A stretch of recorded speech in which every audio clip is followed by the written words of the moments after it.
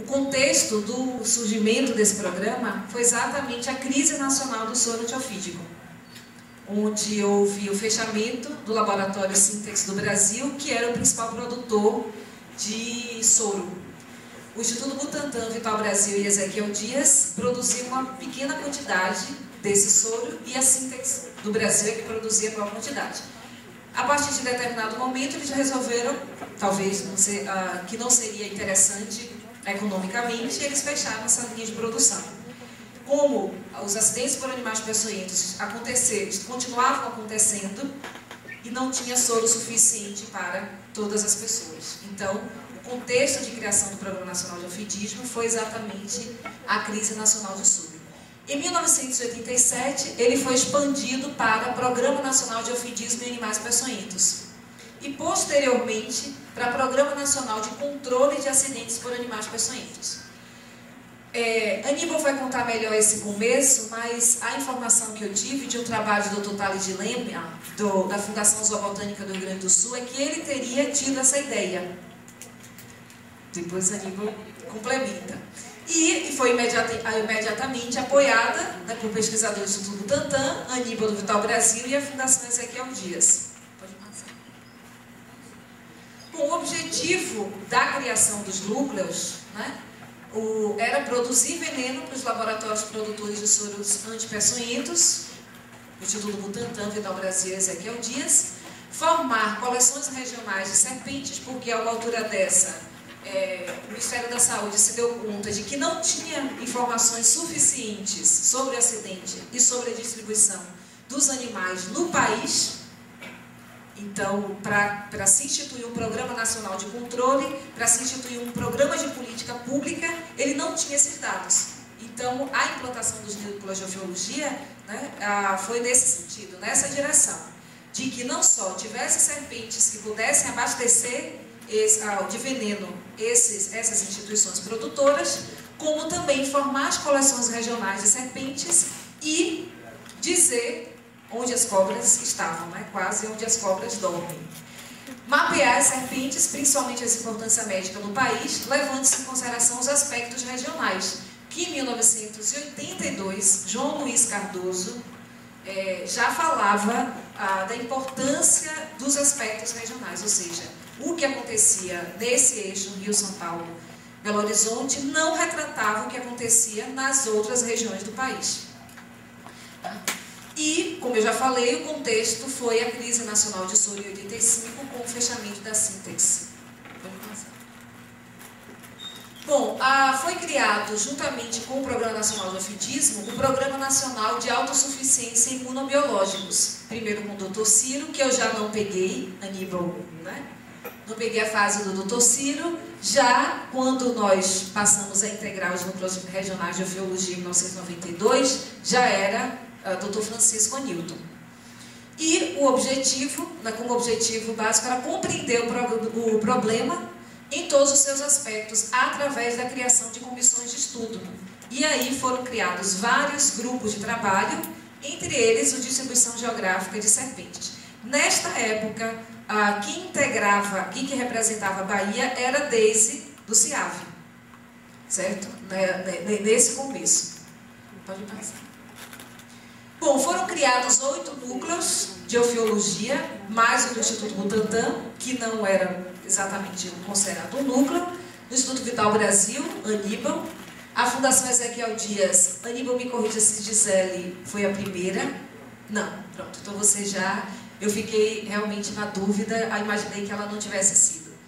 Em 1987 foram criados esses núcleos, o NOPA, que é o Instituto de Ofiologia de Porto Alegre, com o Dr. Tales de Lema, e depois seguiu-se Moema Leitão de Araújo, não é isso? O NUROF, que é o Núcleo de Ofiologia do Ceará, com o professor Lima Verde.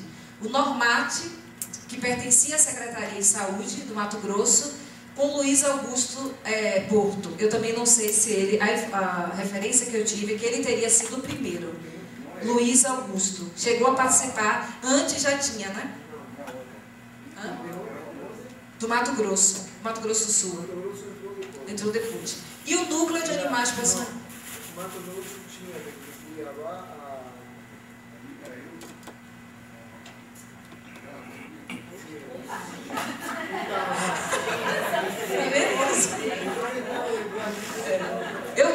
vá anotando que aí você já faz.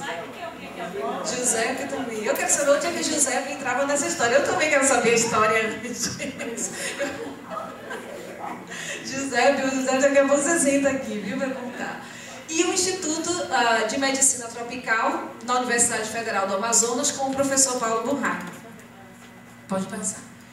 Posteriormente, em 88, foi criado o NUROG com o Nelson Jorge da Silva. E em 92 nós entramos. Então vejam que eles podem falar muito melhor do que eu. Porque eu posso falar da vivência que eu tive com Tânia, né? Em 92 o Ministério, o Programa Nacional de Geofidismo, então, reconheceu o Núcleo Regional de Geofiologia, o laboratório, antes Laboratório de Animais Peçonhentos, como o Núcleo Regional de Geofiologia e Animais Peçonhentos da Bahia. Só que a informação que eu tive também do site do Ministério, do trabalho do professor Thales de Lema, que conta a história dos núcleos de geofiologia, então essa história anterior eu estou contando sob a ótica do que está publicado sobre os núcleos de geofiologia, o trabalho do professor Thales de Lema.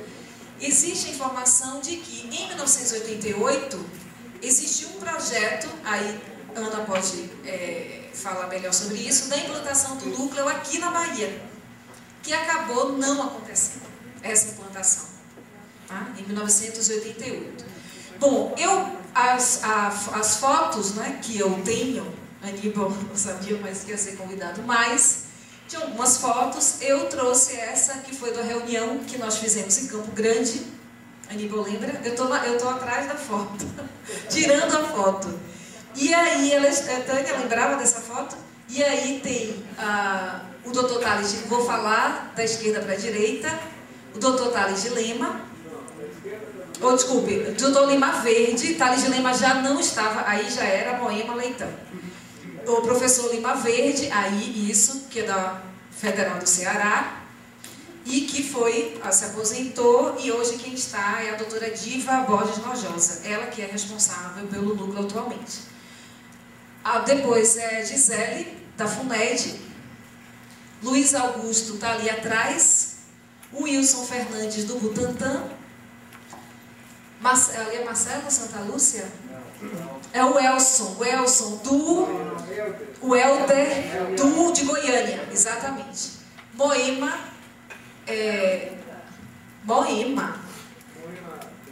Leitão, você está pior do que eu.